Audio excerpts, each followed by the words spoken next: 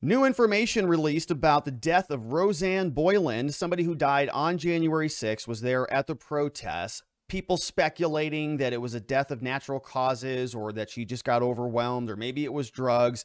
But now we've got new footage over from the Epoch Times showing that apparently she was beaten while she was unconscious. We'll see here, DC Metro officer apparently could have committed a felony in the attack on Rosanne, according to a use of force expert. You can see this article, outstanding article, premium supporters only over there at Joseph Hanneman. And so we'll skim through a little bit of it, but you can see it's a big, long document. Look at this scroll wheel here. A lot of information. And so I'm going to invite you to go over there, support the Epoch Times, support this reporting, sign up for their premium account, and go read the article in its entirety. But we'll just jip a little bit of it here. We're going to learn more about this woman, Rosanne Boyland. You can see her here, celebrating America and freedom, wearing the glasses and joining this guy out there. But she's not with us anymore, and that's because she died. We see now this report from Joseph tells us a DC police officer used a large wooden stick to strike the body and the head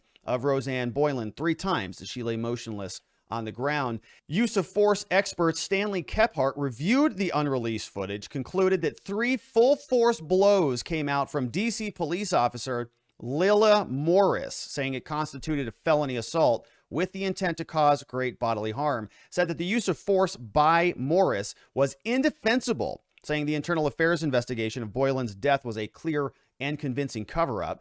And there are rules and regulations about what you're supposed to do if somebody is on the ground, unconscious, and they're not a threat to you. Not a good idea if you're a police officer to beat them with a stick. We have seen what happens when police officers generally will assault people who are on the ground. We can go back to Derek Chauvin, see what happened to that officer, had his knee on his neck, wasn't beating him with a stick, but you can look at their policies and their procedures and their manuals. This is the Metro Police Department manual from the District of Columbia. You can see this is their use of force policy. When you go down here, they give us some objectives to not retaliate against people for past conduct. Don't punish people if you're a police officer. Make sure that force is compliant with the rules and regulations, and don't bias anybody against their gender identity, orientation, or other protected characteristics. We want to effectuate law enforcement, and we do so by making sure our use of force guidelines are properly adhered to. Here we have some use of force factors. We can see them here. The risk of harm presented to the subject. So is it going to harm somebody if you crack them over the head 3 times with a stick? How about this? The risk of harm to the member or innocent subjects of using force. Well, if that's other members here of the DC squad, I think that they're probably okay if they're being hit in the head with a stick. The seriousness of the law enforcement objective, whether further de-escalation techniques are feasible, not really if that person's already down on the ground unconscious. Mental or physical disability, medical condition, right, being on the ground unconscious, and whether or not there were exigent or other emergency circumstances, which of course I think weigh in favor of the police on that one. But this is back to the story over at the Epoch Times saying, from Kephart, I think that the first thing that occurred is an assault under the color of authority. Police at the mouth of the lower West Terrace tunnel at the U.S. Capitol ignored dozens of pleas to help Boyland after she collapsed. Then a lifeless Boyland was pulled inside the building more than 10 minutes later. Other police EMS began 50 minutes of life-saving efforts that ultimately failed. An independent forensic pathologist hired by Boyland's family contends that her cause of death not an overdose by prescription drug Adderall, as was reported by the DC Medical Examiner, but by manual asphyxia. Boyland was crushed under a pile of people when police gassed protesters and pushed them out of the tunnel at 4:20 p.m. Kephart's a 42-year law enforcement veteran over from the LA Summer Olympics, security there, testified, witnessed more than 350 times on numerous different cases, things like excessive force, police discipline, officer safety. Kephart concluded that the use of force by police officer Morris was felonious assault under the color of authority. He says 2 things were in operation here. One was anger at this person, referring to Boyland, overridden by fear, and 2 elements create this causal connection, saying that an officer can do the following. And you can see this right here. Here is Boyland on the ground in the circle. We see this stick was in the hand of this police officer, which is interesting. So just grabbed the stick off the ground, I guess, and is just whacking this person on the ground. This woman in the blue is clearly looking up and has her hands almost like in a protective position to protect the body. Here, another picture of another hit, another whack with the stick, it looks like, and then a third whack of the stick as this woman is laying there on the ground. Looks like, even her sort of clothes are exposing her torso here. Rosanne Boyland struck with a wooden stick, once in the ribs and twice in the head, if you watch the video. And here it looks like this one was in the ribs, but then the officer adjusted their position a little bit and was reaching over to continue to crack this person on the head. The force used against Boyland, according to Kephart, fails the Supreme Court test, says police are trained not to strike people in the head with a blunt object, but said that something overcame that training. Says if you have a trained officer who's angry at what the crowd is doing and the crowd rises up, puts him in a position where he feels his personal safety is compromised, fear takes over the anger, and reflexive responses throws all the training right out the window. Police chief from DC didn't comment on any of this. After publication, they say that the Epoch Times, Elena Gates, sent them a notice. Department spokesman said the matter involving Morris was previously brought to our attention and reviewed thoroughly. This review included her body camera footage, and it did not substantiate the allegations that you have outlined. Them, though, noting that this woman here is shocked at what she's seeing. They're cracking this woman on the head. Her name is Justin Winchell. She reacts in horror when his friend, Rosanne Boyland, is struck in the head with a wooden stick. Oh, that's a male. I apologize to that gentleman. Boyland was struck 3 times in the head. Officer Lila Morris tried striking a 4th time, but the stick flew from her hand because she was so angry it just kind of flew out. One protester who allegedly used the same wooden stick to strike and jab at the police was charged with using a dangerous weapon.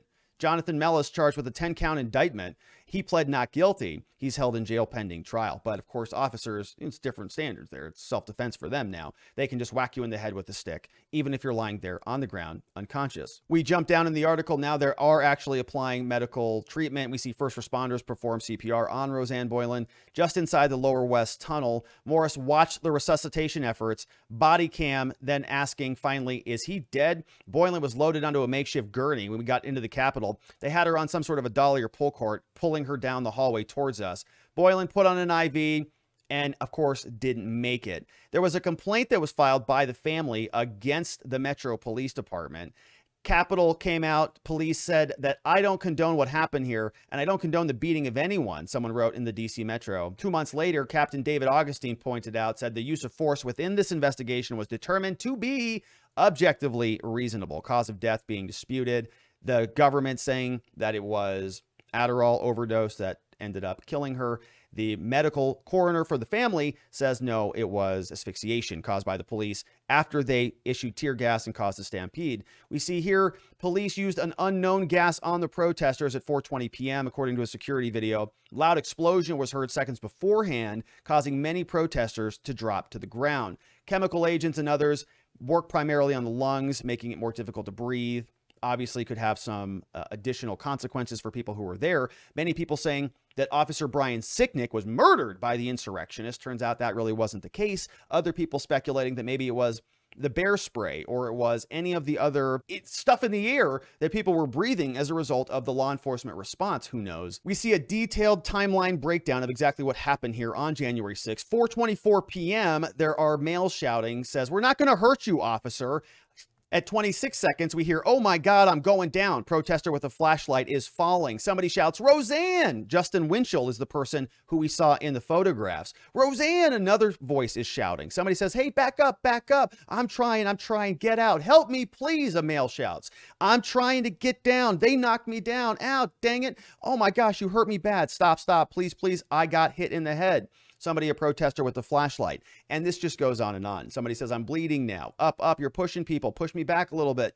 There's a lot of back and forth. There's the sound of a female coughing. Somebody says, "Someone's being crushed" at 4 minutes 25. Stop pushing, get up, get her up, please, save her life, please. Many people shouting, somebody saying she's going to die. Females continuing to cough, she's going to die, she's going to die. There are 2 more faint coughs to come out. Somebody shouting, "I can't breathe." Police push 3 men out and they fall onto Rosanne Boyland at 4:26. Somebody saying, save her, move her up." Officer shoves 2 more large men on top of Rosanne Boyland.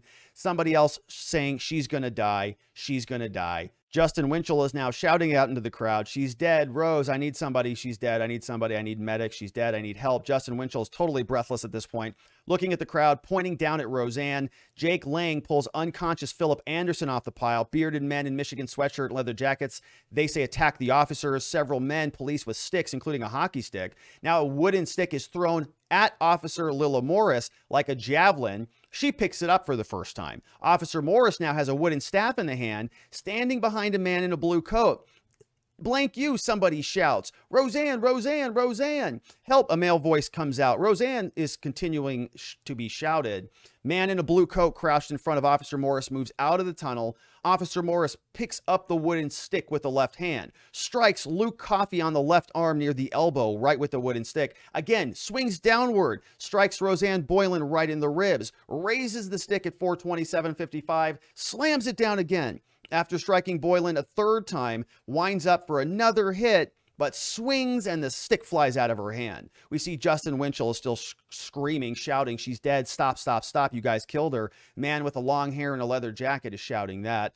4:28:10, Rosanne Boyland is now dragged away from the tunnel for CPR. Luke Coffey grabs a crutch and plow, pushes the police officers back. Officer Morris appears to collapse as she is dragged back into the tunnel. "Get up," someone says. 4:29, officers look down at Officer Morris on the ground. "Relax," one woman says. Officer Morris lets out a half cry, half cough. "Ow," from Officer Morris. "I can't breathe," Officer Morris, coughing, taking a breath, and it all continues forward. Officer Morris is coughing.